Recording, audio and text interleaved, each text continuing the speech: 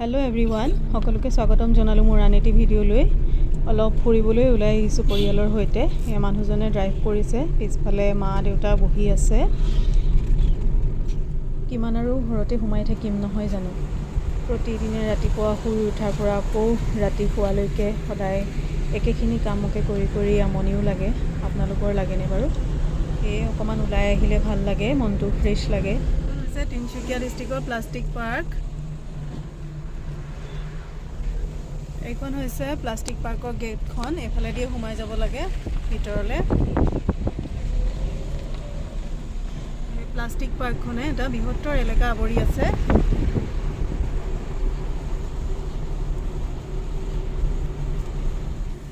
এইখন হৈছে মাগুৰী মটাপুং বিল আৰু এইখন মাগুৰী বিলৰ দলং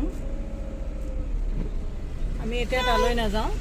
পাছত এদিনাখন আপোনালোকক দেখাম বাৰু মাগুৰী বিল আজি আমি বেলেগ এটা স্থানলৈ গৈ আছো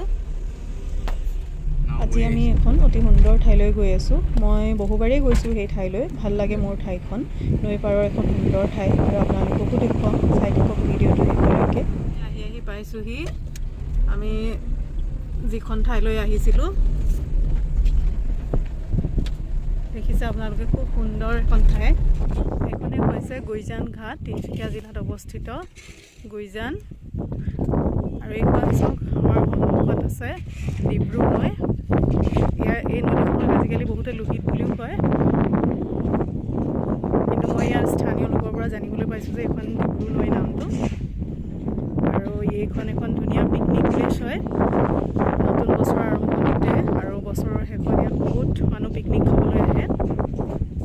পিছফালে থকা এই ফেৰীবিলাক দেখিছে আপোনালোকে ইয়াতে উঠি সিটো পাৰেও যাব পাৰে মানুহবিলাকে সিটো পাৰেও পিকনিক খাইগে গৈ আৰু এনে ফুৰু বুলিলেও পাৰে খুব সুন্দৰ ঠাই এটা আবেলিৰ সুন্দৰ পৰিৱেশ ধুনীয়া বতাহ মাৰি আছে ইয়ালৈ বছৰি বহুত মানুহ আহে ফুৰিবলৈ আৰু ইয়াতে থকা ইক' ৰিজৰ্টসমূহত থাকি সকলোৱে ফুৰিব পাৰে আৰু বছৰি পিকনিক খাবলৈও বহুত মানুহ আহে ইয়ালৈ আৰু ইয়াতে যে আপোনালোকে থৈ দিয়া এই ফেৰীবিলাক দেখিছে এই ফেৰীবিলাকত উঠি নৈত বহুত দূৰলৈ ফুৰিবলৈ যাব পাৰি আৰু নৈখনৰ সিপাৰে ডিব্ৰু চৈখোৱা ৰাষ্ট্ৰীয় উদ্যানখন আছে বছৰি বহুত দূৰ দূৰণিৰ পৰা তালৈও ফুৰিবলৈ বহুত মানুহ আহে আৰু সেই ডিব্ৰু চৈখোৱা ৰাষ্ট্ৰীয় উদ্যানতে এজোপা বহুত ডাঙৰ গছ আছে নামটো কেকজৰী সেই গছজোপাও চাবলৈ আহে বহুত মানুহ বাৰু আপোনালোকৰ বাৰু ফুৰি কেনেকুৱা লাগে জনাবচোন মোৰ যে ফুৰি বহুত ভাল লাগে আমাৰ দৈনন্দিন কাম কাজসমূহৰ পৰা অলপ আঁতৰি আপোনালোকৰ বাৰু এই পৰিৱেশটো কেনেকুৱা লাগিছে ভাল লাগিছেনে বাৰু জনাবচোন আমি ইয়ালৈ প্ৰায়ে আহি থাকোঁ ফুৰিবলৈ গৰম দিনত আবেলি সময়ত ফুৰি বৰ ভাল লাগে ধুনীয়া বতাহ মাৰি থাকে আৰু পিকনিক খাবলৈও আহোঁ ভাল লাগিছে তাত ধুনীয়া হাৱা আহি আছে এইটো হৈছে গুইজান ঘাটতে থকা বনশ্ৰী ইক' কেম্প মোৰ মানুহজন ইয়ালৈকে আহিছিলে তেওঁলোকৰ এটা প্ৰগ্ৰেম আছে সেয়ে বনশ্ৰী ইক' কেম্পৰ স্বত্বাধিকাৰীজনক লগ কৰিবলৈ আহিছিলে আৰু মা আৰু মই লগতে গুচি আহিলোঁ ফুৰিবলৈ বুলি অকণমান আৰু ইয়াত ভিতৰতে দেউতা আৰু মানুহজনে তেখেতৰ লগত কথা পাতি আছে মা আৰু মই নৈ কিনাৰে অলপ ফুৰি আছোঁ আৰু এই চাওকচোন ভিতৰত সৰু সৰুকৈ কিছুমান ঘৰৰ নিচিনা ৰুম বনাই থোৱা আছে ইক' কেম্পটোত আৰু তাতে থকা খোৱাৰ ব্যৱস্থা আছে কোনোবা যদি ফুৰিবলৈ আহে দূৰণিৰ পৰা ইয়াতে থাকি যিমান দিন মন কৰে থাকি ফুৰি চাকি যাব পাৰে আৰু ইয়াৰ ভিতৰত ধুনীয়া ধুনীয়া ফুল গছ কিছুমানো আছে বগৰী গছ আছে বগৰীবোৰ খাবলৈও বৰ ভাল ইয়াত থকা আৰু এজোপা মধুৰি গছো দেখিছোঁ ইয়াতে খুব সুন্দৰ এটা পৰিৱেশ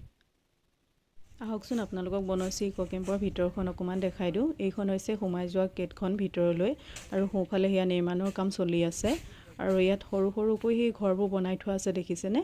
সেইবোৰ হৈছে একোটা ৰুম ঘৰৰ আকাৰে বনোৱা আৰু এইবিলাক অকণমান ওখ কৰি বনোৱা হৈছে চাংঘৰৰ নিচিনাকৈ কিয়নো বাৰিষা ইয়াত পানী হয় আৰু সেইকাৰণে এই পুৰণা ঘৰটো ভাঙি লৈ নতুনকৈ বনাইছে অকণমান ওখ কৰি যাতে বাৰিষা পানী হ'লে অসুবিধা নহয় আমি এতিয়া যোৱাৰ আগত সকলোৱে একেলগে বহি চিংৰা আৰু কচুৰিৰে সৈতে একাপ চাহ খাই ল'লোঁ সেই চৰাইজাক দেখিছেনে পানীৰ পৰা উৰা মাৰিছে ঘৰমুৱা হৈছে সিহঁতে আৰু ইয়ালৈ ফুৰিবলৈ অহা মানুহবোৰো প্ৰায় ঘৰলৈ উভতিছে আমিও ঘৰলৈ যাবলৈ বুলি সাজু হ'লোঁ পুনৰ অন্য এটা ভিডিঅ'ত লগ পোৱাৰ আশাৰে আজিলৈ বিদায় লৈছোঁ আপোনালোকৰ পৰা ধন্যবাদ